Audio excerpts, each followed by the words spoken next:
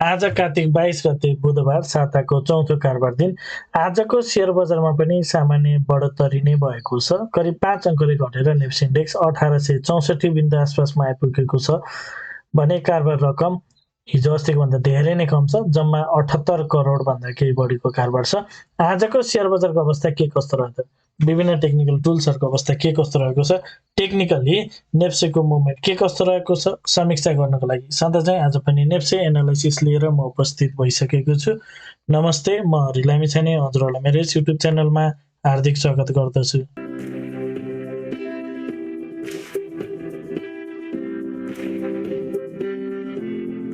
यस YouTube channel मार्फत मैले share बजारसँग सम्बन्धित विभिन्न किसिमका भिडियोहरू लिएर आउने भएको हुनाले यदि हजुरहरूले अहिलेसम्म पनि मेरो च्यानल सब्स्क्राइब गर्नुभएको छैन भने कृपया च्यानल सब्स्क्राइब गरिदिनु होला र भिडियो पुरा हेर्नुभयो भने हजुरहरूले मैले भन्न खोजेको कुरा सबै सजिलैसँग बुझ्न सक्नुहुनेछ।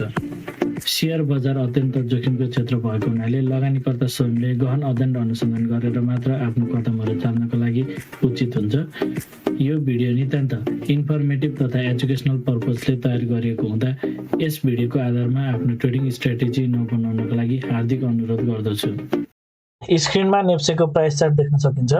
आज पनि नेप्सेमा एउटा सानो बुलिस क्यान्डल नै बनेको छ, हिजोको भन्दा पनि सानो छ। हामीले यसो हेर्छौँ भने सुरुमा बनेको क्यान्डल ठुलो थियो, त्योभन्दा यो सानो, योभन्दा आजको धेरैभन्दा सानो बनेको छ। ओभरअल मार्केट केही माथितिर जान खोजे पनि मोमेन्टम चाहिँ एकदम कमजोर रहेको रूपमा बुझ्न सकिन्छ। कारोबार रकम पनि आज धेरै नै थोरै छ, 80 करोड भन्दा पनि कमको छ। लगभग पछिल्लो समय 95 करोड भन्दा माथि 1 अर्बको हाराहारीको आइरहेको कारोबार आज भने स्वाट्टै घटेको छ। अब यो चाडबाड फेरि तिहार पनि नजिकै छ, यसले पनि कारोबार रकम घटेको हुनसक्छ, अथवा मार्केट माथि जाँदा पनि बायरहरू चाहिँ खासै इन्ट्रेस्टेड नभएको रूपमा पनि विश्लेषण गर्न सकिन्छ। अब आजको इन्ट्राडे चार्ट हेरौँ।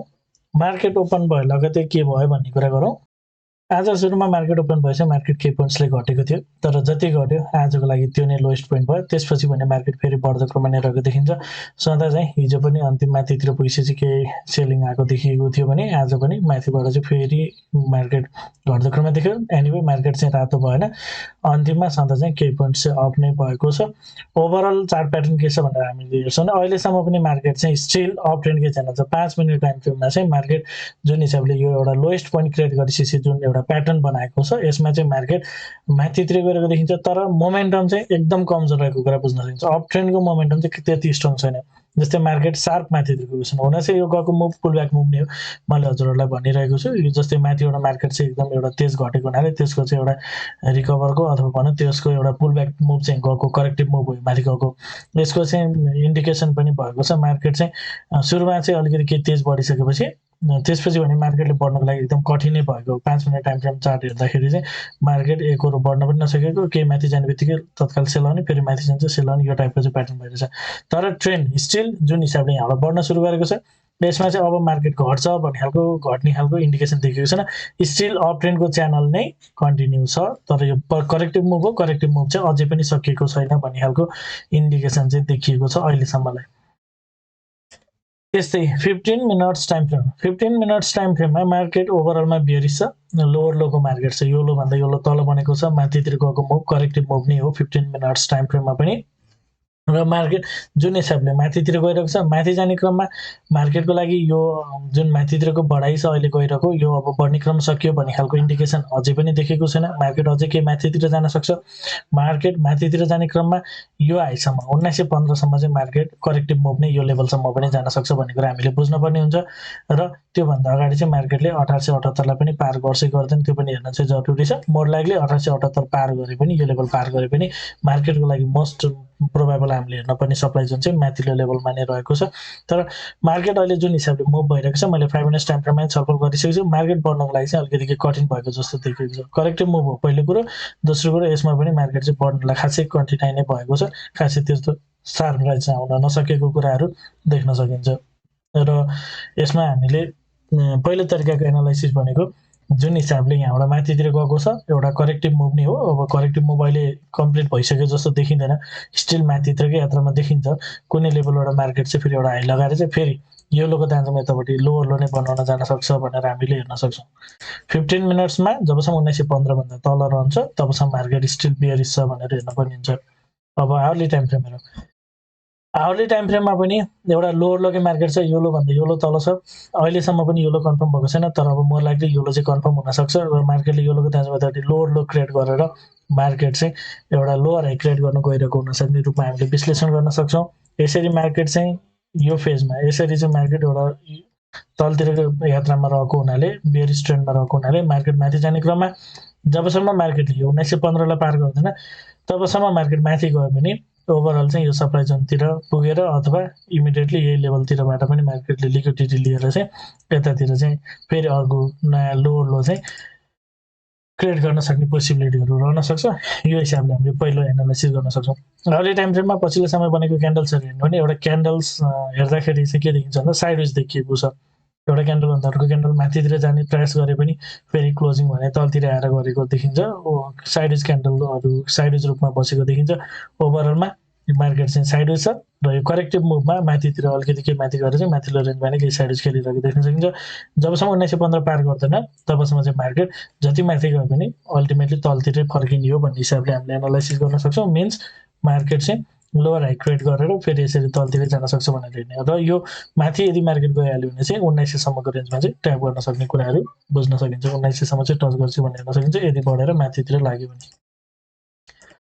अब डेली टाइम फ्रेममा हिजो अस्ति नै सेयर गरेको कुरा यथावत नै छ। मार्केटले चाहिँ एउटा अन्तिममा आएर एउटा जुन अगाडि पटक क्रिएट गरेको एउटा स्विङ लो छ, लगभग त्यही आसपासमा आएर मार्केटले चाहिँ एउटा केही माथितिर एउटा पुलब्याक चाहिँ दिएको छ। यो पुलब्याक भनेको पनि अगाडि जुन पुलब्याक दिएको छ क्लियरली स्क्रिनमा हजुरले हेर्न सक्नुहुन्छ। यतापट्टि दिएको पुलब्याक, यो पुलब्याक जुन हिसाबको माथितिर पुलब्याक दिएको छ, जस्ट यहाँबाट गएको पुलब्याक पनि त्यही हिसाबको। जबसम्म मार्केटले यो रिसेन्ट हाई यो 1915 लाई पार गर्दैन तबसम्मको यो पुलब्याक भने चाहिँ माइनर रूपमा हुनसक्छ भनेर हामीले हेर्न सक्छौँ। र यो पुलब्याक एक्ज्याक्टली कुन लेभलसम्म पुग्न सक्छ भन्ने चाहिँ हामीले यो डेली टाइम फ्रेमबाट एनालाइसिस गर्न चाहिँ मिल्दैन। यो जस्ट माइनर पुलब्याक हो। एजम्सन चाहिँ के गर्न सकिन्छ भन्नाले अगाडिदेखि नै माइनर पुलब्याक गइरहेको हुनाले यो लेभलबाट पनि एउटा माइनर पुलब्याक नै दिएर मार्केट चाहिँ फेरि तलतिर जान सक्छ भनेर हेर्न सकिन्छ। यदि मार्केटले 1915 भन्दा माथितिर चाहिँ लाग्छ भने यहाँबाट यदि अहिले माथि गइरहेको मार्केट यहाँबाट तल आउँदैन र मार्केट बुस्ट भएर केही माथितिर लाग्छ भने र 1915 भन्दा माथि क्यान्डल क्लोज गर्छ भने यदि माथि नै बस्न सफल हुन्छ भने चाहिँ त्यसपश्चात मार्केट चाहिँ केही माथितिर जान सक्ने अपेक्षा गर्न सकिन्छ र मार्केट केही माथिल्लो सप्लाई जोनतिर चाहिँ पुग्छ कि भनेर हेर्न सकिन्छ। केही माथि गएर मार्केट त्यसपछिको सिनारी भनेर तलतिर नै आउन सक्छ, मोर चान्सेस यही छ। त्यसपछि हामी छुट्टै एनालाइसिस गर्न सक्छौँ। अहिलेको लागि जबसम्म 1915 पार गर्दैन तबसम्मको हाम्रो एनालाइसिस भनेको चाहिँ जस्ट अगाडि गएको पुलब्याक जस्तै हो कि भनेर हामीले त्यो हिसाबले हेर्न सक्छौँ। क्यान्डलले पनि इन्डिकेट गरेको छ, क्यान्डलको साइज भने घट्दै गइरहेको छ। अरू क्यान्डल भने पनि मार्केट माथितिर बुलिस क्यान्डल बन्दै गइरहे पनि मार्केटको स्ट्रेङ्थ भने मोमेन्टम भने एकदम कमजोर नै देखिएको छ। यदि हजुरहरू the smart money concept very advance लेभलको टेक्निकल एनालाइसिसको कोर्स गर्न चाहनुहुन्छ भने कृपया स्क्रिनमा देखाएको नम्बरमा सम्पर्क गर्नुहोला। साथै यदि हजुरहरू मेरो सल्लाहमा सेयर खरिद बिक्री गर्न चाहनुहुन्छ एज अ एडभाइजरको रूपमा पनि मलाई लिन चाहनुहुन्छ भने यही नम्बरमा सम्पर्क गर्न सक्नुहुन्छ। 9863805867 यो नम्बरमा हजुरले कल, मेसेज अथवा वाट्सएप गर्न सक्नुहुनेछ। अब कन्क्लुजनतर्फ 5 मिनट्स टाइम फ्रेममा ओभरअल मार्केट साइड छ। अहिलेको मार्केटलाई चाहिँ बढ्दै गइरहेको माथितिर देखियो भने ओभरअलमा साइड छ। मार्केट एकदम एउटै रेन्जतिर कन्सोलिडेट भएको जस्तो देखिएको छ।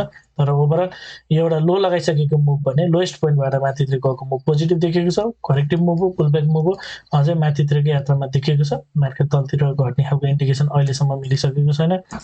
15 मिनट्स टाइम फ्रेममा मार्केट एउटै रेन्जमा चाहिँ खेलिरहेको छ र यो माथि गएको मुभ करेक्टिभ मुभ नै हो। एउटा चाहिँ लोअर हाई क्रिएट गरेर मार्केट फेरि तलतिर जान सक्छ भन्ने हिसाबले नै हामीले एनालाइसिस गर्न सक्छौँ।